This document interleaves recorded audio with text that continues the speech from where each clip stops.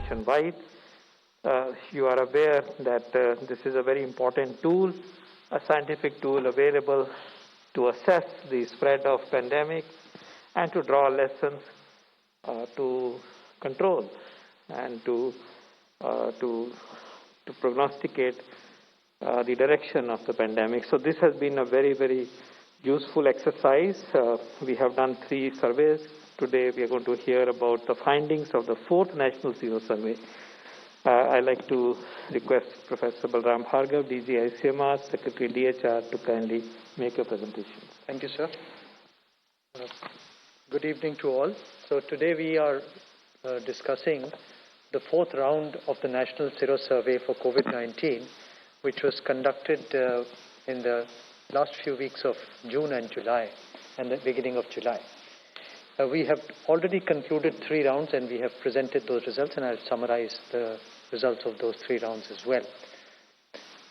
Now, the survey design was different, slightly different from the earlier Zero surveys in the sense that we have included children in this Zero survey from 6 to 17 years of age, as well as adults, the general population, which is 28,975 individuals. We also studied the healthcare workers, which were 7,252 individuals. And this was done in the same 70 district as the first survey, second survey, and the third survey in 21 states.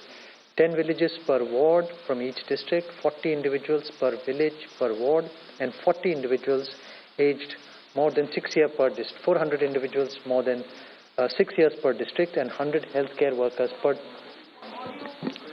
100 healthcare workers. Is that better? Okay. Is that better? Yeah, so 100 healthcare workers per district from district and sub-district hospitals. Now, we enrolled 28. Now, let's concentrate on the general population, which includes 6 years and above an adult population. So 6 to 9 years, we had 2,892 individuals, and more than 18 years, we had 20,282. Now here, interestingly, you have to remember, amongst the adult population, that is more than 18, there was no vaccine in 12,607. That is 62.2% did not have any vaccination. 24.8% of the people surveyed in the adult population had 1 dose of the vaccination, and 13% of the individuals had both doses of the vaccine. Now here we have this number, that is the overall seroprevalence is 67.6% in the entire population, which is from 6 years and adults included. Now if you disaggregate this data of seroprevalence, between 6 to 9 years it was 57.2, 10 to 17 years it was 61.6%, 18 to 44 years it was 66.7. Now 45 to 60 it was higher, 77.6, and more than 60 years around 77% again. So more than 45 years it's around 77%, and rest it is about 67% as a major. Male, female, no difference. Rural, urban, there was no difference. It's 66 and 69, slightly higher in the urban areas. Now this is the trend of seroprevalence over time. That is the first one, which was done in May, June of 2020, where it was 0.7%. Then August, September of 2020 to 7.1%. December, January 2021, it was 24.1%. And today, as we speak, that is June, July, it is 67.6%. Now the Zero survey as per vaccination status. So in unvaccinated, the prevalence was 62.3%, and with 1 dose of vaccine, it was 81%. And if they had received both the doses, it was 89.8%. Now that is about the general population and children and adults. Total 67.6%, and highest in the people who were above 45. Now, if you look at the healthcare workers, so we studied 7,252 healthcare workers, and 10% had not taken the vaccine. 90% had taken the vaccine, and the overall seroprevalence in the healthcare workers was 85.2%. So, in conclusion, two-thirds of the general population, that is above the age of 6 years, had SARS-CoV-2 infection. More importantly, a third of the population did not have any antibodies.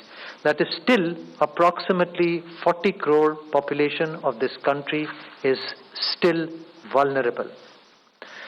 States and districts and areas without antibodies run the risk of infection waves. More than half of the children 6 to 17 years were seropositive, and seroprevalence was similar in rural and urban areas, and 85% of the healthcare workers had antibodies against SARS-CoV-2, and 1/10 of the healthcare workers were unvaccinated, that is around 10%. So what are the implications of this serosurvey? So the implications of this large serosurvey done as round number 4 clearly show that there is a ray of hope. But there is no room for complacency.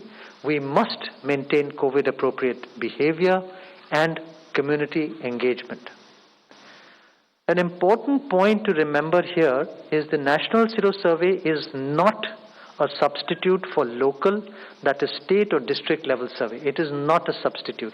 It is just giving a bird's eye view, the overall picture, panoramic picture of what is happening in the nation, but there is heterogeneity which is occurring from state to state, district to district, and we should be cognizant of that.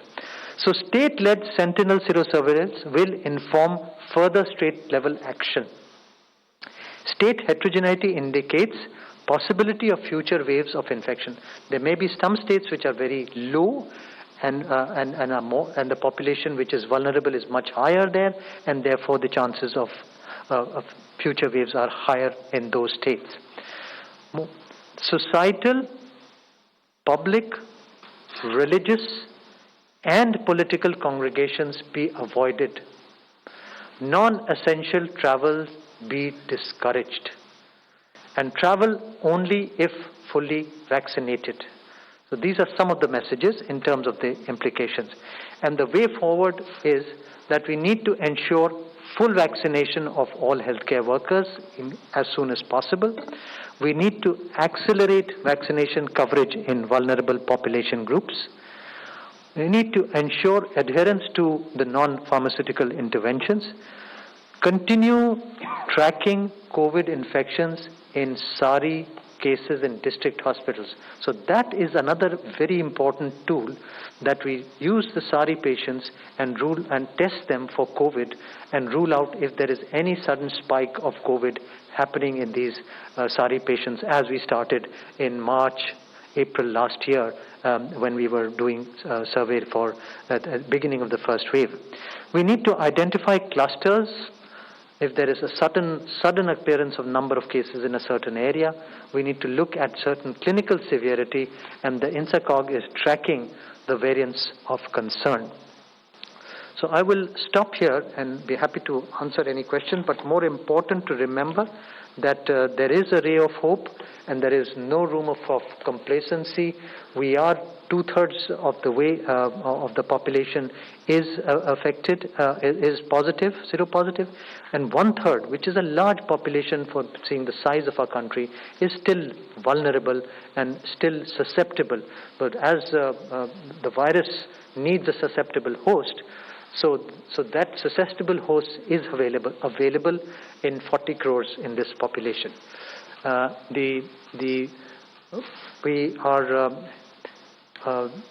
States would vary from state to state, and many states have done their own serosurvey. Some of them are doing it at the district level, and that will that'll be very helpful in further guiding the response to the pandemic. However, the major response of societal, public, religious, and political congregations not happening still remains absolutely important.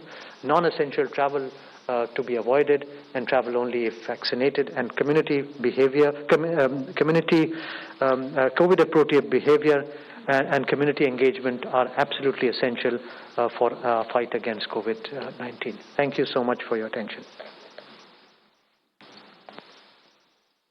Thank you, Professor Bhargav. The findings are clear. Findings show us consistency. You may recall that the third sero survey was in December, January. You may take that as the sero prevalence post the end of the first wave.